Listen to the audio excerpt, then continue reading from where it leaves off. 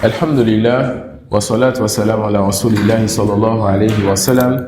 Allahumma la ilma lana illa ma 'allamtana innaka antal alimul hakim. Wa la hawla wa la quwwata illa billah. Nous allons poursuivre par la grâce d'Allah subhanahu wa ta'ala avec le livre Shurutu Salat de Cheikh Mohammed ibn Abdul Wahhab rahimahullah ta'ala. On est à la page 69. Allahumma.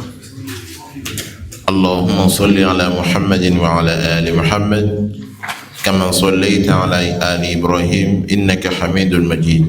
Ici l'auteur nous enseigne, n'est-ce pas, à la fin de son livre, la prière sur le prophète Mohammed sallallahu alayhi wa sallam. Allahumma salli ala Muhammad wa ala ali Muhammad kama sallaita ala Ibrahim wa ala Ibrahim innaka hamidun majid. Et il y a plusieurs formules donc pour ceci.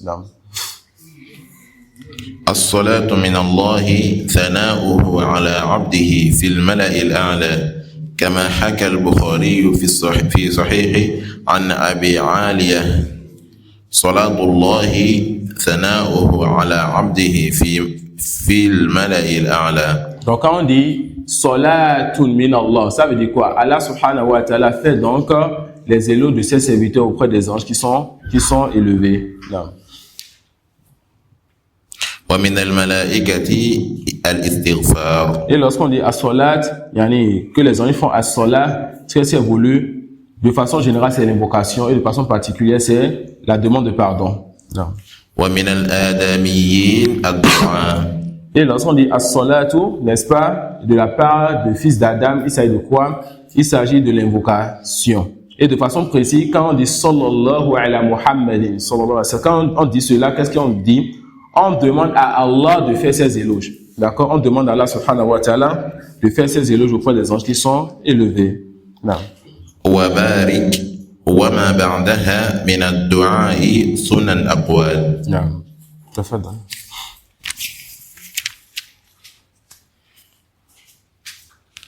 والواجبات ثمانية. L'auteur maintenant va citer les obligations de la prière et ces obligations sont au nombre de 8. Non. جميع التكبيرات غير تكبيرة الإحرام.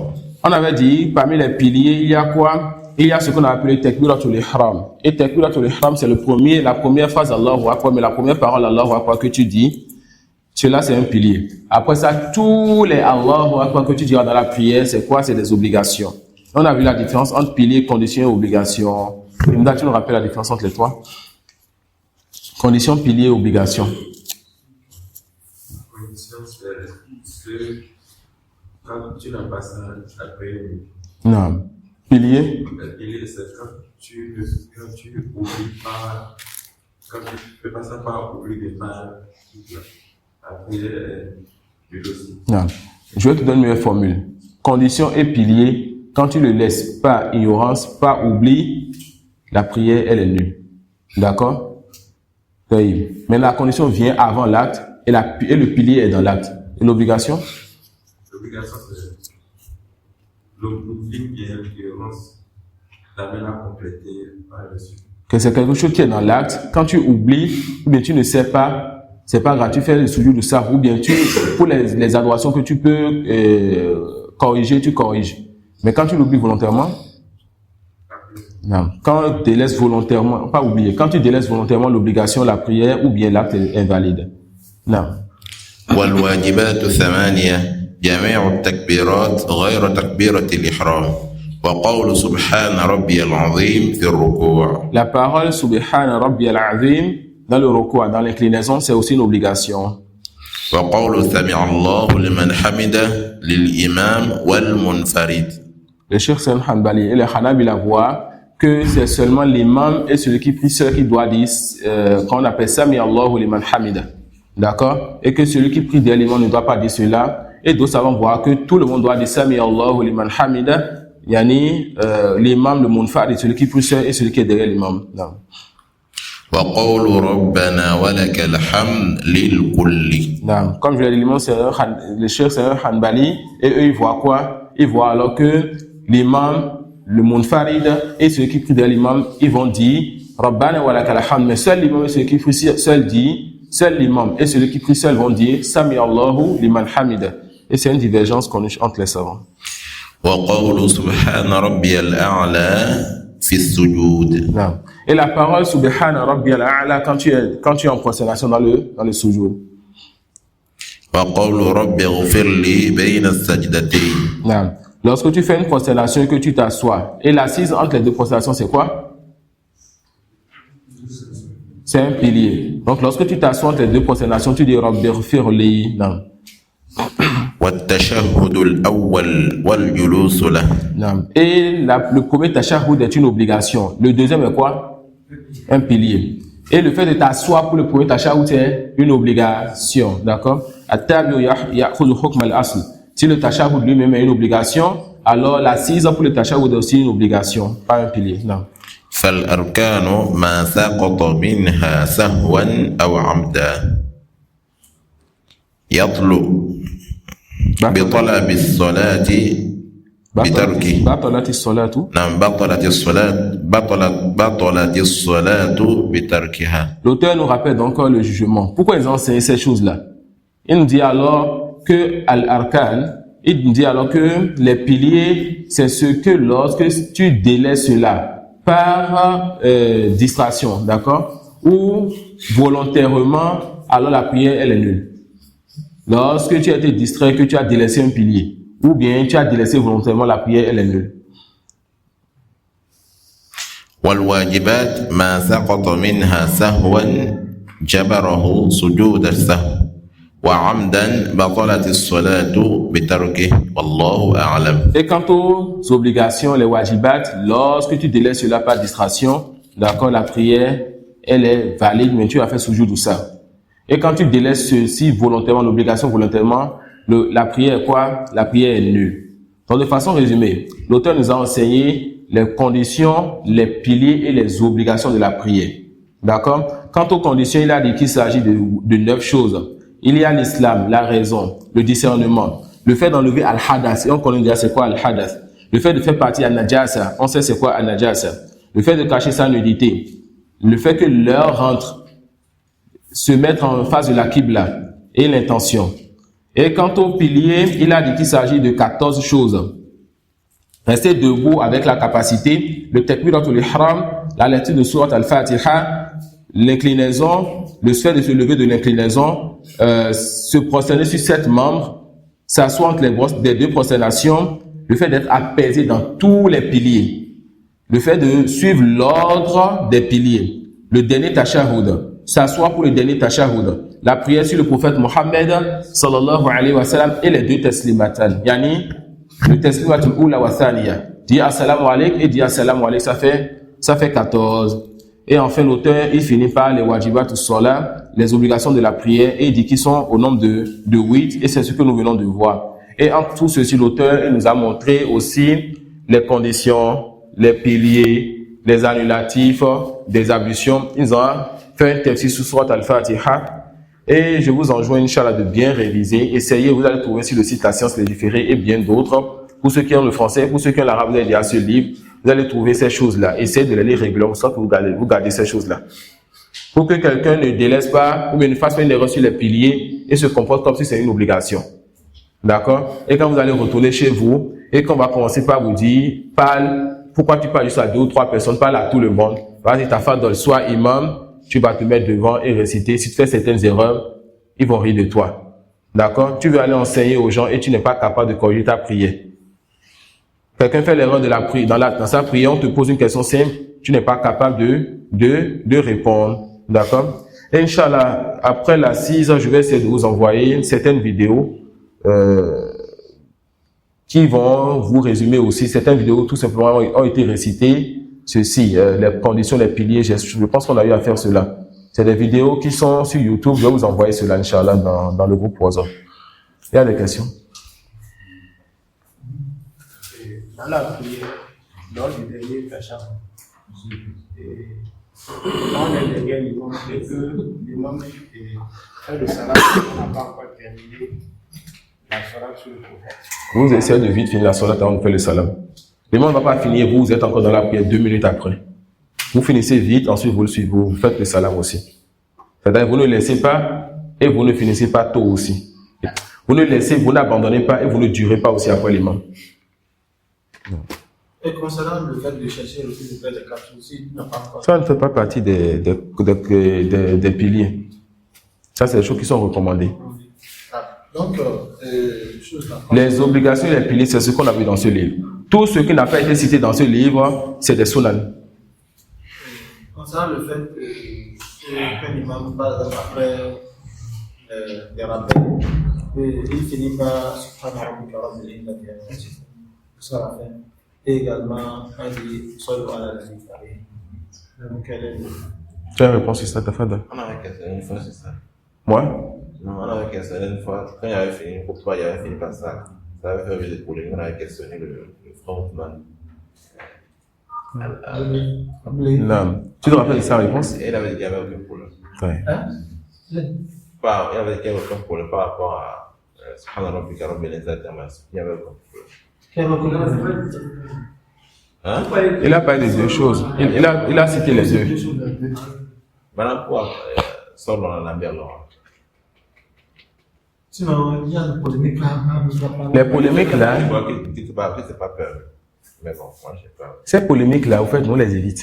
Regardez les frères. On vient dans une mosquée où il y a des tablis.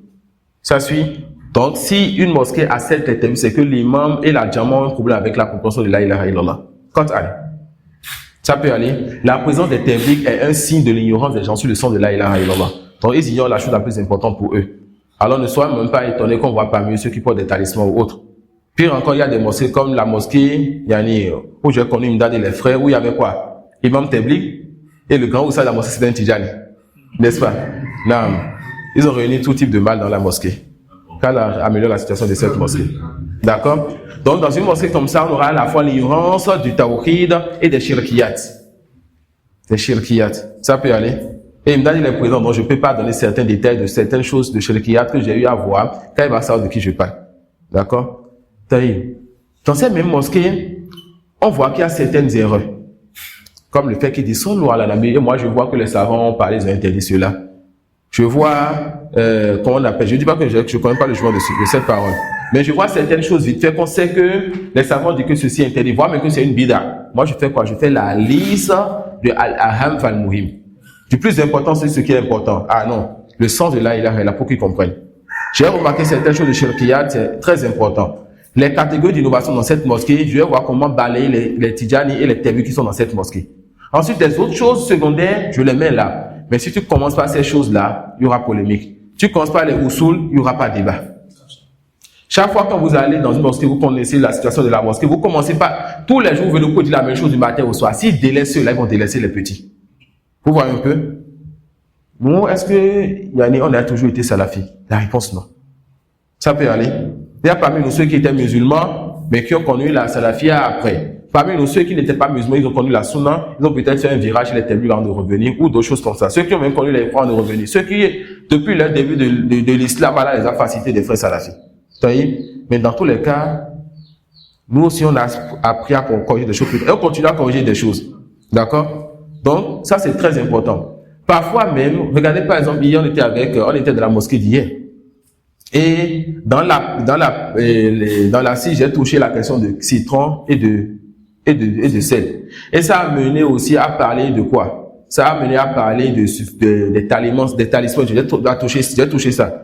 Mais quand l'un de nos frères qu'on aime en Allah a voulu que je touche la question du Coran qu'on accroche.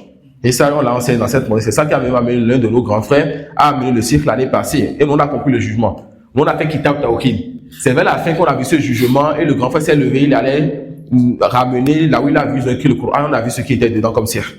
Mais dans cette mosquée-là, je viens comme ça et j'avais ce sujet-là que nous, on a vu dans nos assises que même c'est une divergence chez les gens de science. N'est-ce pas? On a vu que les compagnons de Ibn Mas'ud interdisaient cela, mais que d'autres savants permettaient cela. Et qu'on ne doit pas dire que c'est du shirk, mais que c'est interdit pour ceux qui prennent cet avis. Je viens dans cette assise, je vais amener un sujet que je connais moi, mais qui a une divergence permise. Non. Faut qu'on voit pourquoi je ne voulais pas rentrer dedans avec le frère. Mais quand quelqu'un à côté de lui est revenu sur la question, j'étais contraint d'aborder cela. Et nous, on prend l'avis qui va être ça, l'avis qui va empêcher de tomber dans un grand mal après. Et là, on se tait sur cela. Si quelqu'un parmi eux avait étudié Kitab, il va dire, mais non, il y a des savants qui ont dit ceci. Je vais dire quoi? Vous voyez un peu? Donc, il faudrait qu'on jauge les avis et qu'on sache quel avis avait dans quelle assise. Sinon, on va toujours perdre le temps sur les sujets secondaires et on ne va pas corriger les sujets principaux. D'accord? Ne laissons pas les gens débattre avec nous. Par exemple, ça m'est arrivé, il y avait un frère qui m'incitait à aller corriger l'imam sur la lettre. Si dans cette mosquée, il n'y a aucun problème, et que vous faites partie du comité de la mosquée, ou bien des prédicateurs, ou bien de ceux qui ont une voix dans cette mosquée, et qu'ils n'ont pas d'autres problèmes plus importants que ceux-là, alors corrigez si c'est un problème majeur. Il y a des problèmes à régler. Voilà, alors réglez ces problèmes. Réglez ces problèmes. Si tu ne veux pas faire, on te connaît ici, non? Tu peux faire ça, Quelle la facilité.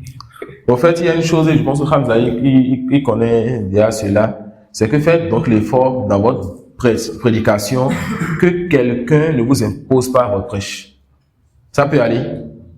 Il faut que les gens sachent la différence. Est-ce que c'est toi le prêcheur, mais c'est lui le prêcheur? C'est à lui de te donner une direction, mais c'est à toi de lui dire, patience, c'est pas encore le moment. Ça peut aller. Patience, c'est pas encore le moment. Donc, le prêcheur doit savoir dire non, ce n'est pas encore le moment. Tu veux faire une khutbah, on te dit, viens faire telle khutbah, prends ce thème, c'est à lui de dire le thème convient, le thème ne convient pas. Là, c'est ce qu'on a fait le lundi à la même mosquée. C'est un autre thème que les frères m'ont remis. J'ai dit non, le thème là ne convient pas à votre mosquée, on prend un autre thème. C'est fini. Ça peut aller. Il ne faudrait pas que les rôles changent. Que l'autre personne, parce qu'il t'a invité, l'autre parce qu'il te soutient, l'autre parce qu'il est proche de toi, pense qu'il peut affecter ton prêche. Même si c'est pour t'orienter vers ce qui est bien, comme les roues et tout ça, non. C'est toi le prêcheur, c'est toi de dire je fais, je ne fais pas. Et si lui se lève pour dire que lui ne parle pas de ce type de choses, dis-lui je parle de ce qui est plus grand que cela. Est-ce que tu as dit que le prophète sallallahu alayhi wa sallam, il a une faiblesse dans sa dawa parce qu'il n'a pas parlé dans les débuts de sa dawa du fait que les gens enterrent les filles? Il en a parlé, les versets sont dessinés sur la mais il a donné de l'importance à quoi d'abord? Le plus important parmi les problèmes. Et c'est ça notre méthodologie. Le grand frère, une question. On dit ça. Le fait de Subhana Rabbiyal A'la ou bien Subhana Rabbiyal Azim, est-ce qu'on peut toutefois faire ce qui est venu dans le recours, c'est Subhana Rabbiyal Azim, une fois obligatoirement et 3 fois recommandé. Et plus que cela de façon impaire si l'imam Dieu. Et ce qui est venu dans le recours, c'est Subhana Rabbiyal A'la. Mais cette permission, je n'ai encore jamais lu cela. Non. Vous demandez, une fois un frère m'a dit, concernant comment atterrir est venu, c'était lors du voyage du professeur Lallemand, Non. que c'est-à-dire, c'est lui qui disait d'abord alors ça, et ensuite, et maintenant, alors lui a dit, Assalamu alaikum, ayyuhan wa rahmatullahi wa barakatuh. Mais ça, c'est vrai. Je ne sais pas. Par rapport à. Je ne sais pas. En fait, ça le fait de bouger le doigt dans la chambre. Non. Moi, je ne bouge pas. Et je n'interdis pas celui qui bouge. Parce qu'il y a des tests qui ont permis, des tests qui ont interdit. Et l'un des meilleurs détails que j'ai vu sur le sujet, c'est Cheikh Ibn Usaymin dans son exploitation de Zad Mustaqna. Cheikh Mumtia. Il a vraiment donné de l'énergie sur ce sujet. Il a montré que des tests permettent, et que des tests interdisent. Voilà pourquoi les Hanabila disent que tu bouges ça inda dhikr.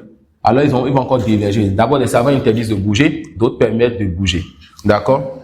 Maintenant, ceux qui permettent encore de bouger vont te dire que tu bouges ça à un moment précis.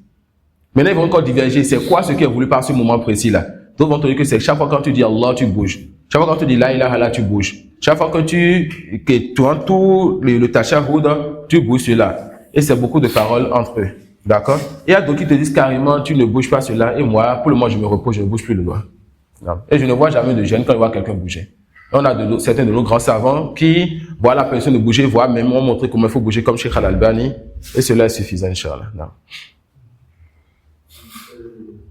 Concernant les moments propices. Et ceci fait partie des sujets sur lesquels on ne dit pas, on va pas dire comme moi j'ai vu Cheikh Msemi la détail, des tests ont montré qu'on ne bouge pas. Moi je suis convaincu de la vie qu'on ne bouge pas. Alors quand je suis en train de prier comme ça, je vois un prédicateur, un étudiant ou bien un frère, souvent qui montre le bien, il bouge à côté de moi, je vais le regarder en voyant que lui, il n'a pas de science. Parfois il y a certains petits sujets comme ça, toi tu penses avoir compris, tu n'as pas compris, tu penses avoir compris. D'accord, et ça tu vas minimiser celui qui est à côté de toi. Ça montre que tu n'es pas une science bénéfique, mais si tu étais sur la vérité. Quand la science bénéfique t'amène à être humble envers les gens. Et tu te rappelles que avant de comprendre ce sujet, tu étais comme lui. Ça peut aller. De la même façon, celui qui bouge, lorsqu'il voit quelqu'un que lui jamais ne bouge pas, s'il lui demande pourquoi tu ne bouges pas pour questionner, on peut comprendre. Mais si parce que lui bouge, l'autre ne bouge pas, il va se dire que l'autre, il ne comprend pas, on dit que toi, tu n'as pas une science bénéfique. D'accord? La science bénéfique, c'est celle qui t'amène à être humble pour les gens, pas celle qui t'amène à être pris d'orgueil. C'est quoi exagérément? Voilà, et ceux qui bougent n'ont qu'à étudier comment il faut bouger. Et Cheikh Rabbani a très bien expliqué cela. Ceux qui voient la permission de bouger n'ont qu'à étudier comment il faut bouger. Il a montré comment il faut bouger de haut en bas, ou bien même tourner cela. On étudie cela, on apprend. Et la prière fait partie des piliers de l'islam, on doit apprendre cela en détail. Et le livre de Cheikh Rabbani est disponible en français. Non. Concernant les mots propices à l'écoutement des interventions dans la prière. En fait, il y a... Dans la prière? Non. La question sera plutôt à quel moment, mais à quel endroit on peut invoquer dans la prière. Sur toute la prière, il y a un endroit où l'invocation ne peut être exaucée.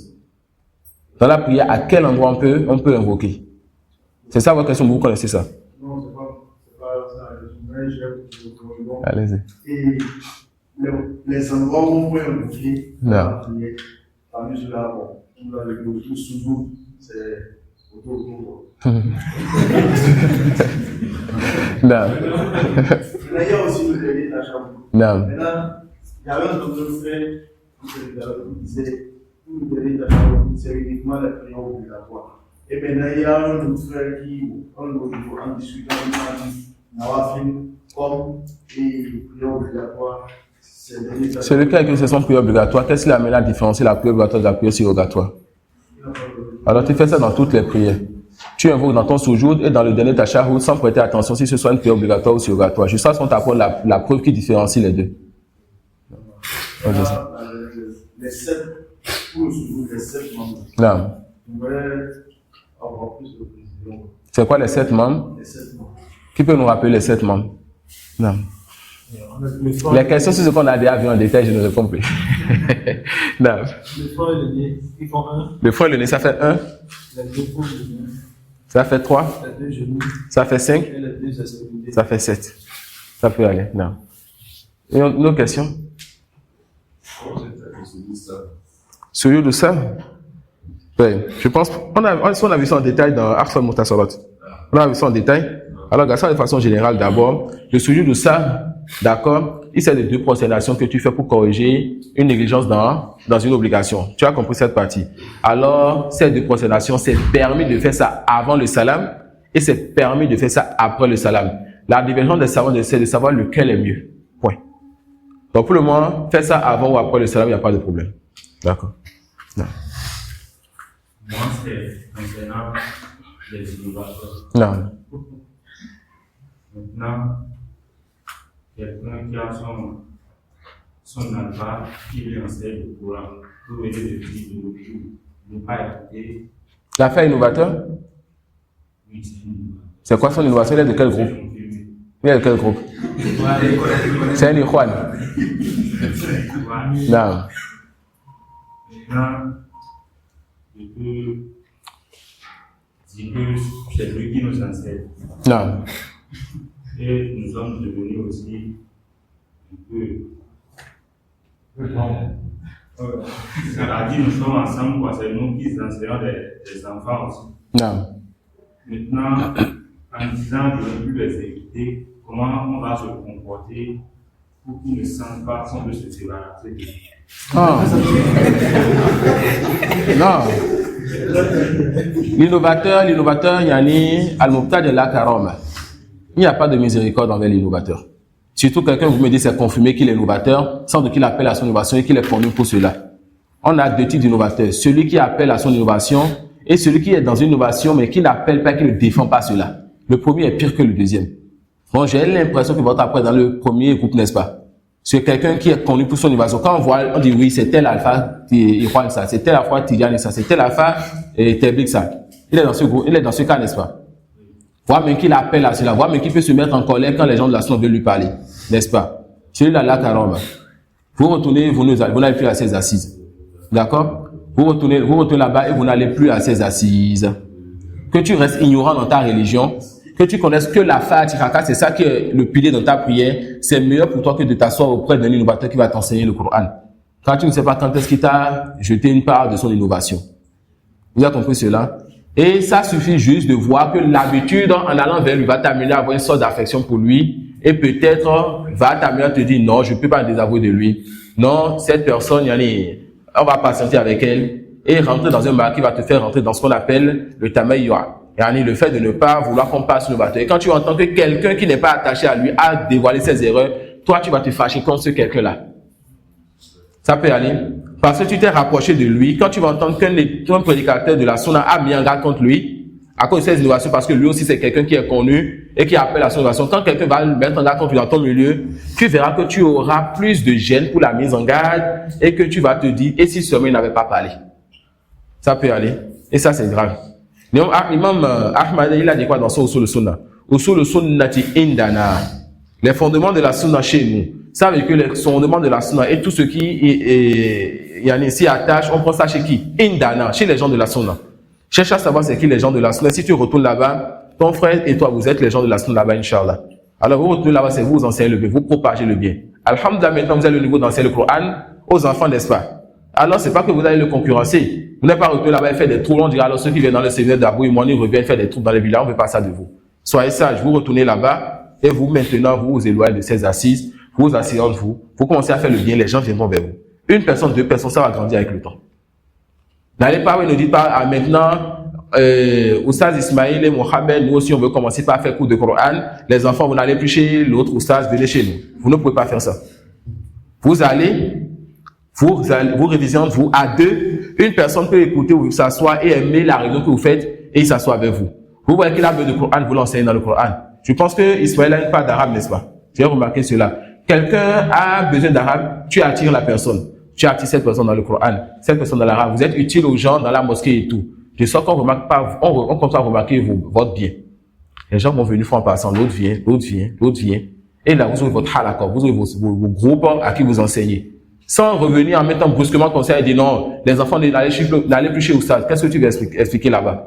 Oustaz qui t'a enseigné à toi, tu veux dire que parce que tu as fait un mois, tu es meilleur que Oustaz? C'est que tu n'as pas pris une science bénéfique. Vous retournez là-bas, vous êtes sage et vous essayez d'enseigner le bien aux gens sans chercher à faire la guerre.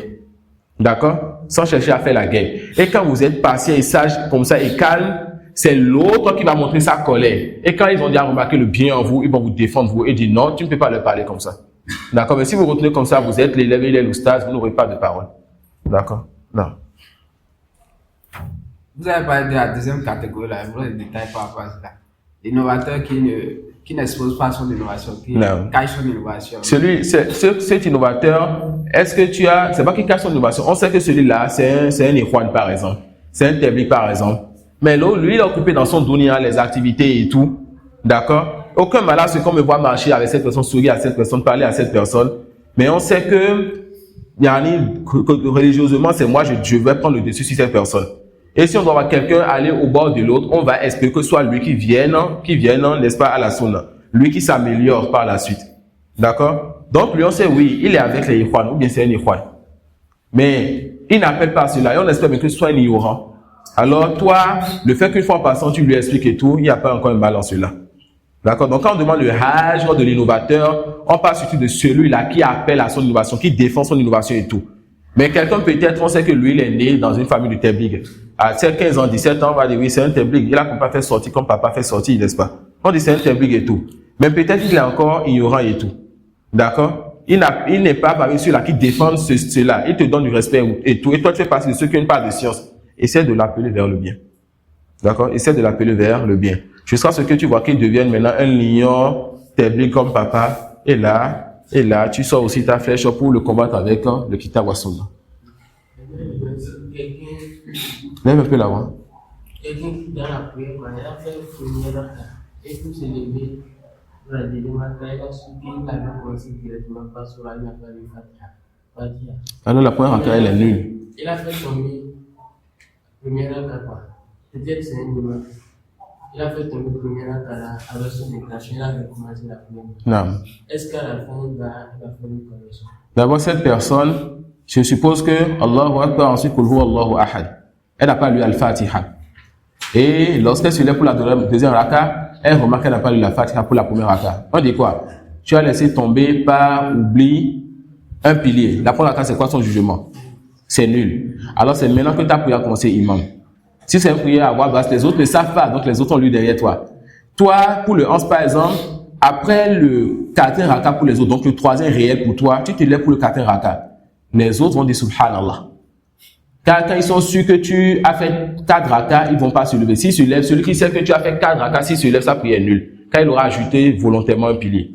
Donc les autres vont faire quoi? Ils vont s'asseoir. Soit tu vas ajouter ton 4 rakas. Si tu leur expliques, ils n'ont pas à se lever pour faire une 5e raka et toi. C'est même interdit pour eux. D'accord? Parce que là, ils ont fait les choses normales. C'est toi, tu as fait l'erreur. Et ils n'ont pas à se demander pourquoi ils se lèvent pour une 5e raka. Non, eux, ils restent assis. Toi, tu te lèves, tu ajoutes une raka. Après ça, tu fais sujoud, ça, ils font ça avec toi. Pour ceux qui étaient avec toi depuis le début. Pas ignorance, on va leur donner leur excuse pour ignorance. Sinon, celui qui sait que nous est en train d'aller au 5e raka, mais ne se lève pas. C'est comme s'il a ajouté volontairement maintenant encore une raka. D'accord? Donc, au deuxième raka, tu vas pas faire. Non, ils vont pas forcément sentir. Au deuxième raka, tu devais t'asseoir, non? Mais tu te lèves. Ils vont se dire que peut-être tu as oublié. On peut oublier une obligation. Voilà. Wa alaykoum salam. Et pour, supposons, un enfant qui constitue le moteur de la violence, c'est-à-dire c'est à lui que tu as accordé des moyens pour juste. Avant de continuer la question, Inch'Allah, comme c'est notre dernière assise là, on va laisser le musée avec un cadeau. C'est quoi ce cadeau-là? Le thème Dieu là, c'est pas un bon thème. D'accord? Kul huwa Allahu ahadi, Allah, il est Allah unique. Alors, il n'est pas Allah qui peut être, il y en a mieux, féminin, on va dire déesse. Il n'est pas plusieurs divinités qu'on va dire des dieux. Alors, le mot Dieu ne fait pas des noms parfaits d'Allah. Et celui qui dit souvent divinité, et celui qui dit Dieu, ce n'est pas la même chose qu'il veut. Quand on dit Dieu, on a l'impression qu'on est en train d'appeler le nom propre d'Allah. N'est-ce pas? Toute personne qui dit Dieu ressent cela. Quand il appelle le nom propre d'Allah, Dieu ne fait pas partie des noms propres d'Allah. Et encore Dieu, ça renferme des sens qui ne conviennent pas à Allah subhanahu wa ta'ala. D'accord? Donc on va délaisser le mot Dieu pour dire quoi? Allah. Et quand on dit divinité, on sait que là on n'est pas en train de, on ne pense pas à un nom propre. On est en train de parler de quoi? Ilah. Et on peut dire le pluriel aliha. Donc une divinité des divinités. Mais quand on dit Dieu, c'est un peu plus proche d'un nom propre. On a vu nos devanciers interdire cela. Non. Alors on va reprendre la question en ajoutant Allah. Non. C'est en lui, Allah a accordé des moyens. Jazakallah khairan. Et en lui, il essaie de faire de son bien dans la famille. Non. Et que toute la famille, tous les restes sont des innovateurs. Donc, est-ce que le fait qu'ils font l'innovation et qu'ils ne veulent pas quitter là-dessus, il va cesser de faire cette jeu-là qui voulait à cette famille? La deuxième question. Non, la première question d'abord. Est-ce que ceux-là qui sont dans la famille, qui sont des innovateurs, c'est ceux qui sont sous sa charge? Oui. C'est des gens qui sont sous sa charge? Oui. Comme peut-être, disons, son père qui est à une étape où maintenant il est sous sa charge, sa mère, ses enfants. Ou autres. C'est eux les innovateurs, n'est-ce pas? Non. Alors qu'ils continuent à les aider en montrant qu'ils n'est pas satisfait d'eux. Ça veut dire, parce qu'on a les liens de parenté qu'il ne faut jamais couper ni avec l'innovateur ni avec le mécréant. Tu peux mettre en garde contre l'innovateur, tu peux te désavouer de mécréant, mais en gardant les liens de parenté. C'est ça qu'on dit. C'est pas parce qu'on dit je me désavoue de quelqu'un qu'on dit que tu dois couper les liens de parenté. Et cela nous a perdu du temps pour une assise l'année passée dans une mosquée où la personne ne voulait pas qu'on utilise le mot « je me désavoue de mes parents s'ils sont mécréants ». D'accord? Ibrahim alayhi salam, c'est le désavou de son père. Oui. Je me désavoue de ce que vous adorez, celui qui m'a créé. Il a dit aussi à son père que je me désavoue de toi ainsi que de ton père, de ce que vous adorez. D'accord? Alors on dit Ibrahim s'est désavoué de son père. Mais est-ce qu'il a coupé les liens de parenté à son père? Il ne dit pas là, je vais demander pardon pour toi. Allah va lui interdire cela. Le jour dernier encore, même le jour dernier, où les liens de parenté sont coupés, il a dit Seigneur, tu m'as promis de ne pas m'humilier aujourd'hui. N'est-ce pas? Non. Donc on dit, tu te désavoues d'eux, tu montres que tu n'es pas avec eux, mais malgré cela, tu fais quoi? Si c'est des innovateurs qui combattent la sunna et qui te font de l'animosité et tout, toi, il faut toujours que lorsqu'on parle de toi, sache que dans cette maison, lui, il est sur la sunna et qu'il n'est pas sur ce sur quoi étaient les autres. D'accord? Quand il faut des choses importantes de la famille, ou des réunions importantes, il faut s'entraider ou autre, tu es présent et tu aides. Et tu les aides en fonction de leurs besoins et tu ne fais pas de choses supplémentaires pour eux. Sauf celui qui n'est pas agressif envers toi, si en l'aidant de façon supplémentaire et en faisant certains plaisirs supplémentaires à celui-là, ça va adoucir son cœur, tu le fais. C'est ça qu'on appelle al-mudaratu. Il y a deux choses, al-mudahanatu et al-mudara. Al-mudahana, c'est interdit. C'est le fait que tu donnes ta religion pour préserver ton bas monde. Et al-mudara, c'est que tu donnes ton bas monde pour préserver ta religion. Tu donnes à un non-musulman, bien à un mécréant ou même à un pervers qui peut te nuire et t'empêcher d'avoir la sérénité qui va te permettre d'avancer dans ta religion. D'accord? Et ce qui va dans ce sens. Donc on dit tu te désavoues d'eux, tu montres que tu n'es pas avec eux, tu montres que tu ne les soutiens pas. Mais pas le même moment, qu'est-ce que tu fais? Pas le même moment, tu lis les liens de parenté, tu les soutiens dans ce dans quoi tu dois les soutenir. S'ils sont sous ta charge. Masha'Allah. Là, mon bel, salam alaikum. Comment allez-vous? Masha'Allah. Vous devenez quoi? C'est juste pour passer le message. Vous devenez quoi? Ouais. Non. Tu comprends? Dans l'islam, vous devenez quoi? Dans l'islam. Non. Vous vous rappelez de ce frère? Hamza a déjà sorti. Qui se rappelle du frère? Le frère qui s'était converti l'année passée au séminaire. Ah non. C'est pas lui? Il ressemble vraiment à un frère qui s'est converti. Quand je l'ai vu rentrer, j'ai pensé à lui. Wallah, j'ai pensé à lui. J'espère que le frère là, il est dans le bien. Comment allez-vous? C'est un calabou rafémis. Alors c'est un frère qui est déjà avec nous. Désolé. Major a grandi parce que j'ai pensé à notre frère. J'espère que ce frère aussi il est dans le bien et qu'il est toujours dans l'islam. Est-ce que vous restez un peu avec nous, Inch'Allah? On va prendre une pause tout à l'heure, Inch'Allah. Juste quelques minutes, on prend une pause. Ok. D'accord? Non. La deuxième question? Non. Non? Est-ce qu'on peut prier derrière l'innovateur? Bien sûr, celui dont ça dépend de son innovation. Est-ce que c'est une innovation qui fait sortir de l'islam ou bien c'est une innovation qui ne fait pas sortir de l'islam? Si c'est une innovation qui fait sortir de l'islam, comme les Jahmiya, les Rawafid et tout, on ne prie pas derrière eux, car c'est des mécréants. Est-ce qu'on peut prier derrière le chrétien ou l'animiste? La réponse non. Est-ce qu'on peut prier derrière les gens de trompeteurs des cas? La réponse non. Ça suit? Ici, c'est pas une innovation qui fait sortir de l'islam, comme l'innovation des Tabligh, comme l'innovation des Ikhwan et tout. Là, on dit on peut prier derrière eux. D'accord? Si on a une autre mosquée, ou c'est les gens de la Sunna, ou bien si c'est le commun des musulmans, ça va. Si on n'a pas une autre mosquée, que c'est l'imam, il est un Ikhwan, mais il est un Tabligh, on prie derrière lui, il n'y a pas de souci. On fait le prière, il dit Bismillah, je sors. On a compris ça? Celui dont la prière est valide pour lui-même, alors sa prière est valide pour ceux qui prient derrière lui. Non. Et celui qui va reprendre la prière derrière, tu as prié derrière l'imam Tabligh ou Ikhwan. Si toi tu finis cette prière, tu rentres chez toi, tu reprends cette prière obligatoire, c'est toi qui fais une innovation.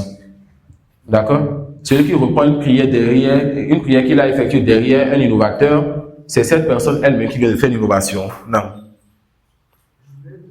Le frère, il attend, n'est-ce pas? Non.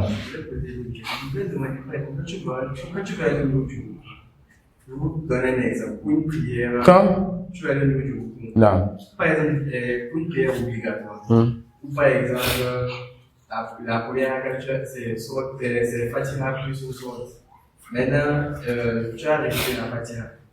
Et tu as oublié de réciter la sourate supplémentaire. Maintenant, tu étais en train d'aller de l'eau. Tu as dit alors, tu t'es laissé, mais tu n'as pas totalement mis la main au niveau des genoux. Non. Et maintenant, tu te rends compte que tu n'as pas fait la sourate supplémentaire. Tu peux, mais tu as dit alors, mais c'est juste que tu n'as pas fini. Et tu peux te remettre droit et. Pourquoi tu veux revenir? Oui, vous avez dit que mettre une sourate, c'est ni. Non, on n'a pas cité le fait de rester une sourate après la Fatiha. Donc, ce n'est ni une condition, ni un pilier, ni une obligation. Si tu veux, tu récites. Si tu veux, tu ne récites pas. Pour toutes les prières. Ça peut aller. Parfois, je fais des prières, je récite la Fatiha, je vais au rukwa. Je viens dans la prière, je suis au premier raka, je récite la Fatiha, la sourate après la Fatiha. Deuxième raka, je vois l'imam qui a commencé les corps. Je récite ma Fatiha, je vais au rukwa, je continue ma prière. Ensuite, je rattrape le rang et je ne rate rien de la prière, ou bien je retourne. Je suis au premier rang, par exemple. Ça peut aller.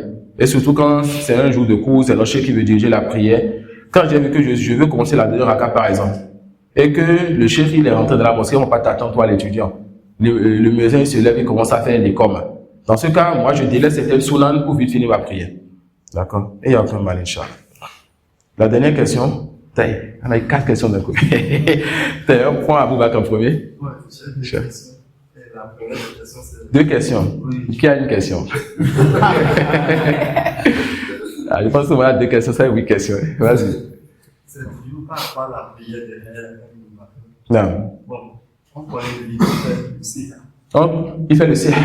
Non. Est-ce qu'il y a des personnes concentrées puis On a déjà donné la réponse. On a dit on regarde le type d'innovation. Est-ce que c'est une innovation qui fait sortir de l'islam ou pas? Le sihr, là, c'est quoi son jugement? C'est du kufr. Si c'est quelqu'un qui est connu pour le sihr, moi, je ne vais pas faire son tekfir, mais je ne prie plus derrière lui. Je ne vais pas dire c'est un mécréant, je sais ce qu'il fasse, comme à Khoudia, c'est connu. Mais je ne prie pas derrière quelqu'un qui est connu pour le sihr. la deuxième question, c'est par rapport quand quelqu'un même, Non. qu'est-ce qu'on peut apprendre parce que le plus souvent dans nos points, quand une personne décède comme ça, les gens qui viennent à la maison, ils vont se faire encore organiser certaines assises comme Les assises de 3 jours. 3 jours. Avant l'enterrement, mais après l'enterrement. Après l'enterrement. Non, les assises de 3 jours, de 4 jours, de 16 jours, tout ça, c'est pas permis en islam. Il y a certains enfants qui disent qu'ils ont appelé ça comme Tazia. Non. J'aimerais voir une précision. Même le fait, le jour de l'enterrement, venir au domicile de ceux qui ont été touchés et venir commencer par les présenter les condoléances et tout ça là, on délaisse ça. Voilà pourquoi, plus d'une fois, que ce soit l'année passée quand la mère de notre Cheikh, sa mère est décédée, ou bien que ce soit lorsque certaines personnes proches des étudiants de quartier sont morts et tout, eux ils ont cette éducation où yani, c'est pas permis de faire quoi? C'est pas permis que les gens viennent à la maison et commencent par te faire la terre, et te présenter les condoléances à la maison et tout. Donc souvent quand on fait les enterrements là-bas, et ça il y a plus d'un enterrement, quand on fait les enterrements là, souvent ils disent presque tous la même chose. Ceux qui veulent présenter les condoléances, ça se passe ici. Ça peut aller. Donc on fait l'enterrement, vous allez voir le frère. Et parfois, ça crée, au cimetière, ça crée des problèmes entre le frère qui est sur la sunna et certains parents. Donc, ce qui amène à apaiser les titanes, c'est que presque tous les enterrements, il y a souvent Cheikh Moustapha et ou Cheikh Ahmed. Donc, les parents, par exemple, par respect, estiment pour les savants, ils se taisent, mais on sent la colère et tout. Donc, le frère va dire, ceux qui veulent présenter les condoléances, ça se passe ici.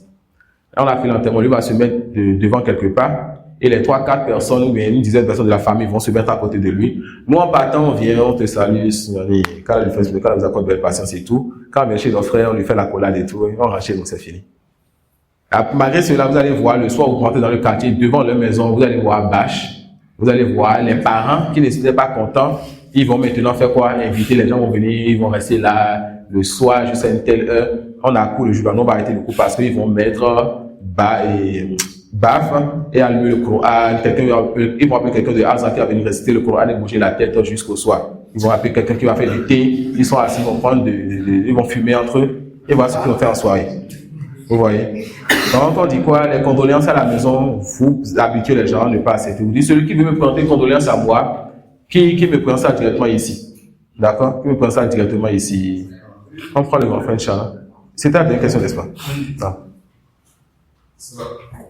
Non. Wa alaykum salam wa rahmatullah.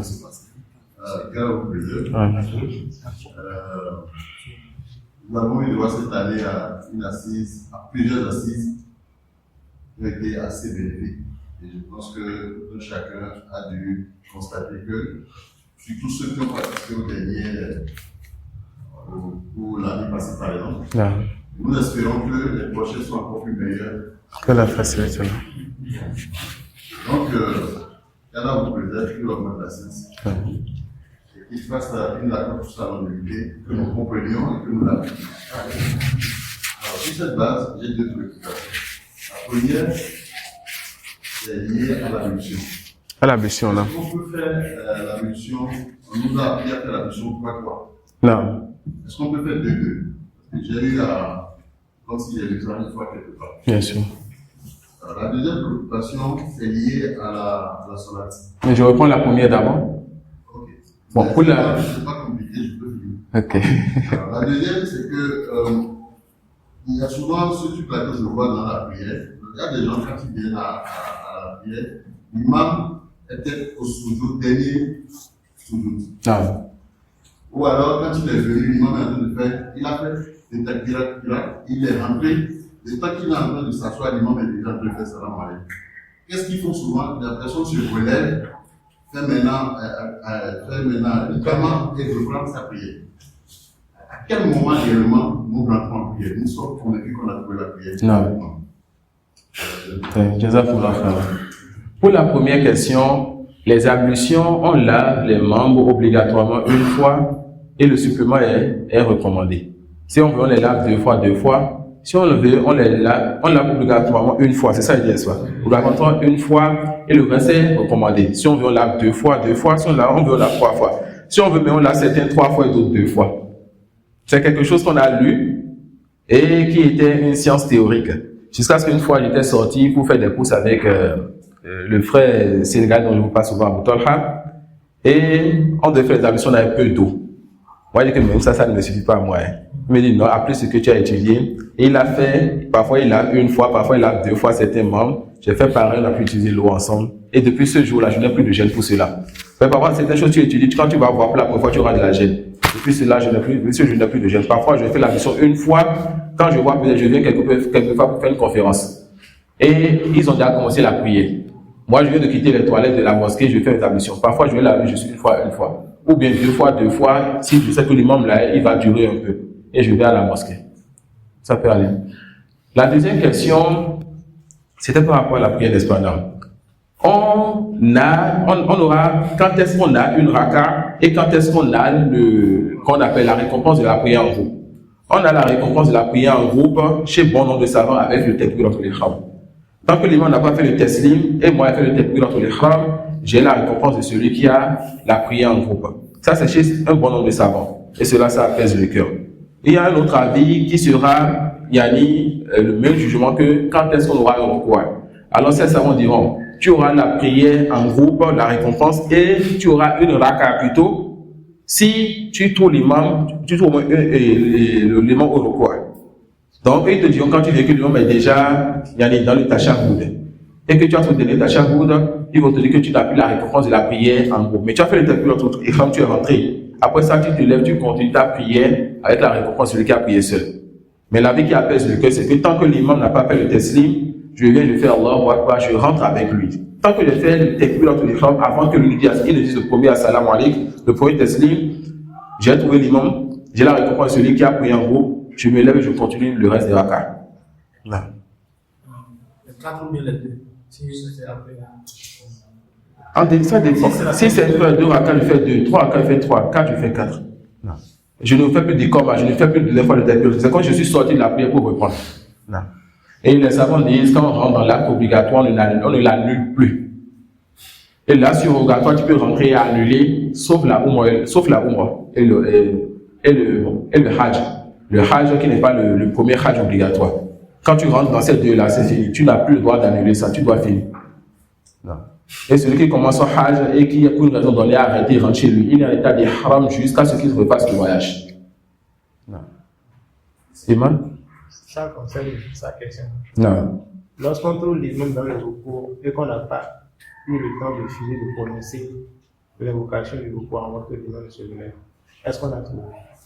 Il y a certains qui disent que ça suffit, tu as fait le takbir entre les femmes et tu as pu aller au recours avant que ne commence pas à se lever. D'accord, que ça va. Donc, il faut que tu dises l'invocation de recours. D'accord? Moi, pour être sûr de ma prière, tant que je n'ai pas dit l'invocation avant d'entendre cette prière, j'ajoute toujours ce raka. Et cette raka. Non. Sidi? Concernant la question. Ah oui, la question a généré d'autres questions. Là. Il y a certaines personnes, quand ils rentrent dans la mosquée, ils voient que le nom est le chagrin. Et pour eux, là, c'est qu'ils ont déjà raté la prière. Ils attendent maintenant que le nom fasse le testing là avant que commencer la prière à nouveau. Ou soit, quand ils rentrent en même temps, ils voient que le nom est en train de faire le chapeau. Ils restent derrière, ils commencent à faire le comment en même temps pour débuter la prière. Et ils se disent qu'ils ont déjà raté la prière. Maintenant, quel est le jugement de lui? Ça revient à la réponse qu'on a donnée. Si tu es d'avis qu'avec le takbir entre les femmes, tu gagnes la jama'a, alors rentre et tu as la réponse de celui qui a prié en groupe. Si tu n'es pas d'avis qu'avec le takbir entre les femmes seul, tu gagnes la jama'a, que tu dois avoir au moins une raka, dans ce cas, tu pries seul pour continuer ta prière. Non. Ou bien tu rentres avec l'imam et tu pries selon ton avis en te disant que tu n'as pas la prière de jama'a. Et ces choses-là, que chacun fasse ce qu'il veut en fonction de ce que sont nos salles et ce qu'il a étudié. Vous savez qu'il y a la différence entre celui qui a étudié et celui qui suit la connaissance de ça, n'est-ce pas? Là. Oui. Il y avait 2 questions derrière là-bas d'abord. Comme ça? En fait, moi j'ai 2 questions. Non. Quand on a dit qu'il y a une question, personne n'a levé le doigt. Mais avant de poser ma question, je vais d'abord revenir sur la Non. On aurait dû laisser les droits, on fait poser la question en dernière position, comme ça on laisse les branches derrière. Allez-y.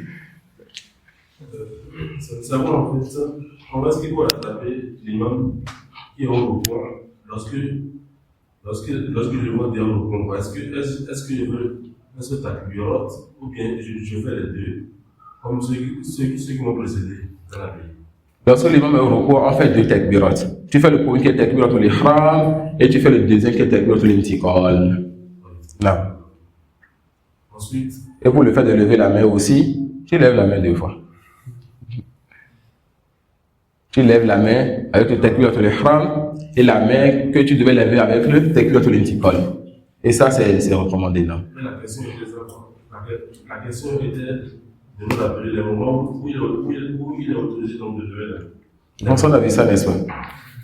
On a vu ça. Qui peut nous rappeler ça? Non. Il y a 4 endroits. Arsène.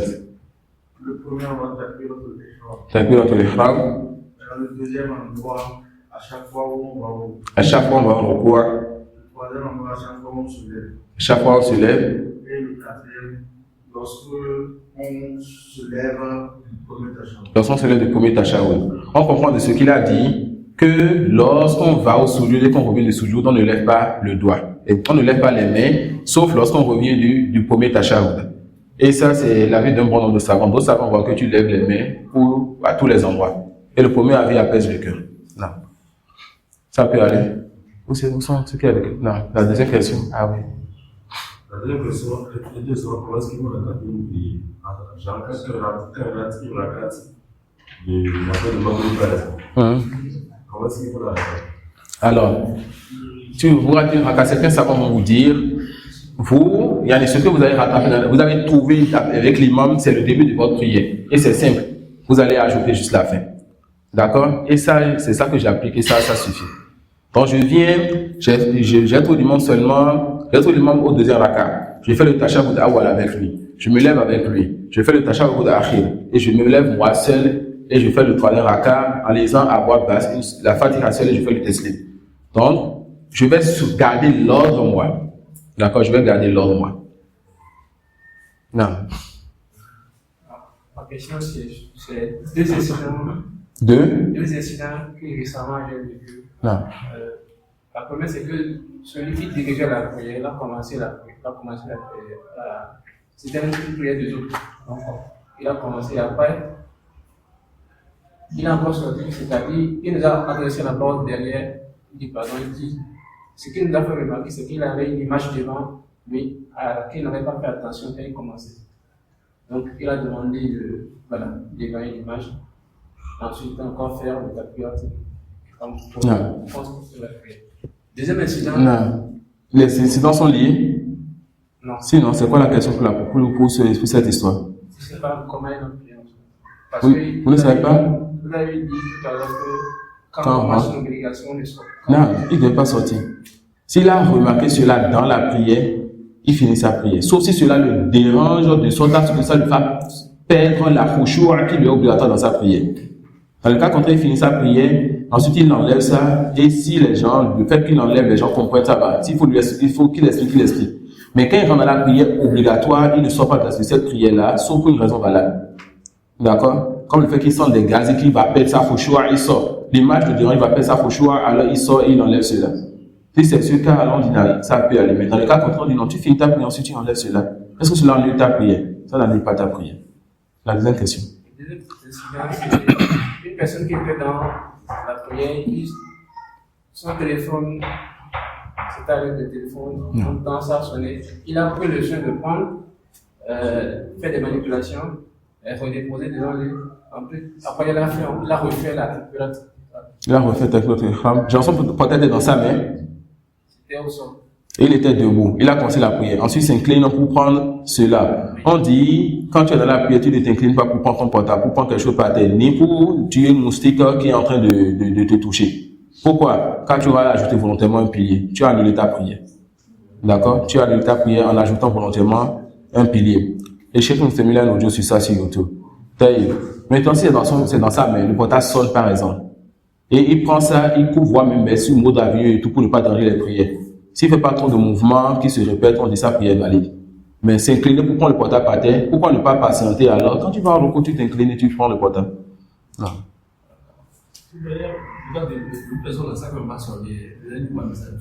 Non. S'il est debout, il ne doit pas s'incliner. S'il s'incline, alors il est sorti de la prière. Il a ajouté volontairement un pilier. Et quand tu ajoutes volontairement un pilier, ta prière est nulle. On remarque plusieurs fois quand l'imam est au bon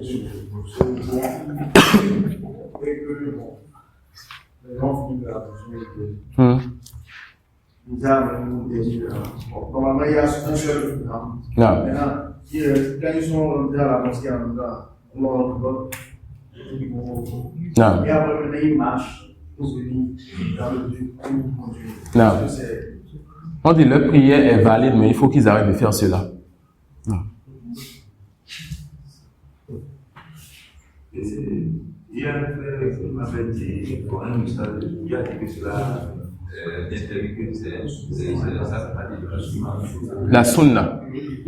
Qui justifie que cela fasse partie de la sunna? Ça peut aller? Qui justifie que cela? La Jama a dit, et il rentre dans la prière, et après la il rejoint le groupe. On dit c'est permis, mais il ne faut pas qu'ils reprennent cela. Mais dit que cela est une sunna, ça veut dire quoi? Quand tu fais cela, tu es récompensé. On dit non, tu viens dans le rang et tu fais le takbir avec le rang.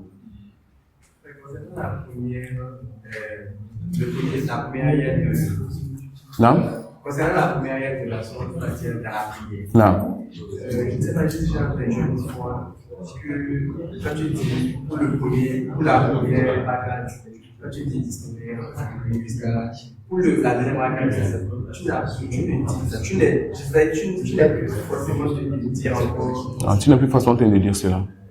Là que tu le dises ou pas, c'est pas grave. Tu dis alhamdulillah, on vient là et tu récites. Parce que ce qu'elle connaît, c'est que le Bismillah Rahman Rahim n'est pas un verset de Surat Al-Fatiha. Mais c'est un verset qui est mustaqil, qui est au début de toutes les sourates, sauf Surat Al-Tawbah. Donc ce n'est pas un verset de Surat Al-Fatiha. Tu dis ça pour la première rakat, pour le ta'awud, mais tu ne dis plus ça forcément pour les autres rakat. D'accord. Et lorsque l'imam fait le et avant que l'imam avant que lui n'aille au recours, l'imam s'est gardé. Non. Est-ce qu'il va au recours et sur l'imam ou bien il a perdu la... Si lui, l'imam est en train de se lever, il a posé ses mains. Aucun malade, ce qui fasse l'invocation sur les mains. Ce recours, il ne l'a pas eu. Ce recours, cette raka, il ne l'a pas eu. D'accord? Donc, je suppose qu'il est en train de poser ses mains, ou bien il est en train d'aller au recours. Avant de poser ses mains, il entend Sami Allah liman hamida. Aucun malade, ce qui pose ses mains, qui se relève, mais il ne va pas considérer cette raka-là. C'est des choses qui sont simples. Malgré qu'il était. C'est pas que c'est au début de la prière. Ah non, il était déjà dans la prière. Donc, si l'imam a été plus rapide que lui, il peut avoir un petit temps de retard sur l'imam si cela n'est pas encore grave. Faut pas que l'imam le dépasse dans plus de 2 piliers. Lorsque l'imam est allé debout, c'est là que lui prend son temps dans le recours. L'imam va au soujou, il est encore dans son recours. L'imam s'assoit, et toi, tu reprends ta prière. Non. Concernant ma question, il n'y a pas de malade. C'était quoi ta question? De dire? Il n'y a pas de mal, Inch'Allah. Il n'y a pas de mal. D'accord. Non, ça peut aller. Je pense que les questions sont terminées, n'est-ce pas? Alhamdulillah, Rabbil Alamin. Avec cela, on a fini 2 autres ce matin, le Ta'iyya et le Shurut al-Salah. On prend une pause, Inch'Allah. On revient à 8h45 et on patiente les uns avec les autres pour finir les 200 questions-réponses. Et on aura fini le séminaire ce matin. Alhamdulillah, Rabbil Alamin. Wa subhanaka wa bihamdik. Ashhadu an la ilaha illa anta astaghfiruka wa atubu.